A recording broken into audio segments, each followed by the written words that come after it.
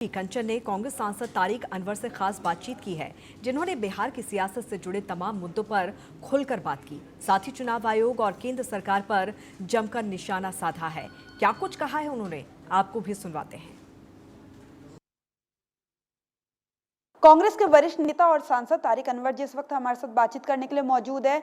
Sir, संसद का जो है मानसून सत्र चल रहा है, एसआईआर का मुद्दा दमखम से जोर शोर से, चाहे विपक्षी सांसद हो या फिर पक्ष वाले सांसद हो, अपनी अपनी बातें रख रहे हैं। क्या लगता है आपको आगे इस मुद्दे को कितनी दूर तक लेके जाया जाएगा, क्या रणनीति रहेगी? देखिए, एसआईआर का जहाँ तक मामला है, ऐसा लगता है कि चुनाव आयोग ने बहुत जल्दबाजी में फैसला लिया है।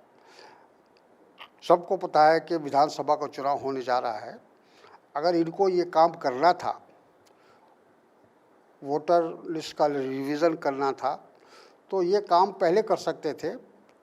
2024 में लोकसभा के चुनाव के फ़ौरन बाद ये काम हो सकता था, लेकिन उसको किया नहीं गया। और अब जिस तरह से जल्दबाजी में ये काम किया जा रहा है, तो उससे एक साजिश की बू नज़र आ रही है। ऐसा लगता है कि सरकार और चुनाव आयोग के बीच में कोई समझौता हुआ है, कोई अंडरस्टैंडिंग है और उसको लेकर ये काम किया जा रहा है। क्योंकि बिहार की जो वस्तु स्थिति है, राजनीतिक स्थिति है, उसमें जो वर्तमान सरकार, वहाँ डबल इंजन की जो सरकार है, उससे लोग ऊब चुके हैं और वहाँ एक बदलाव की हवा चल रही है, आंधी चल रही है।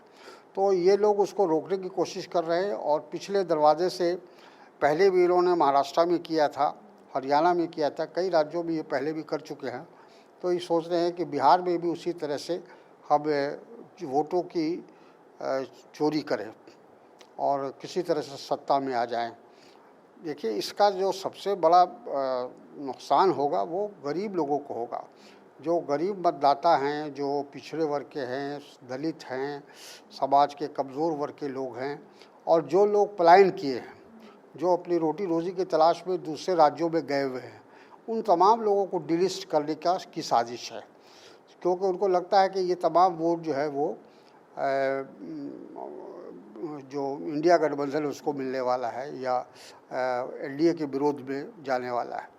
तो ये तमाम कोशिशें उसी के लिए हो रही हैं। जेडीयू सांसद संजय कुमार झा हैं, वो बोल रहे हैं कि ये जो लोग यहाँ पर आके विरोध प्रदर्शन कर रहे हैं, भाई सुप्रीम कोर्ट भी गए थे, सुप्रीम कोर्ट में मामला है जो लामबंद है अभी, और संविधान में जो है ईसी को इसकी पावर दी गई है, तो ये लोग उनसे क्यों नहीं बात कर रहे? नहीं, संविधान, जब इलेक्शन कमीशन के पास हम लोग गए थे, पूरा डेलीगेशन गया था इंडिया गठबंधन का, और उनको कोशिश किया था कि हम लोग उनको समझाएं कि अभी जब विधानसभा का चुनाव इतना नज़दीक है तो इसको तत्काल इसको सस्पेंड कर दिया जाए और चुनाव के बाद ये प्रक्रिया शुरू हो।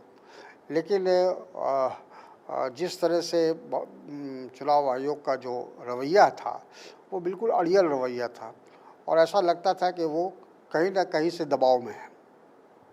राहुल गांधी के जो है तेजस्वी यादव ने ऐलान किया है यात्रा निकालेंगे बिहार में, तेजस्वी यादव भी उसमें साथ होंगे।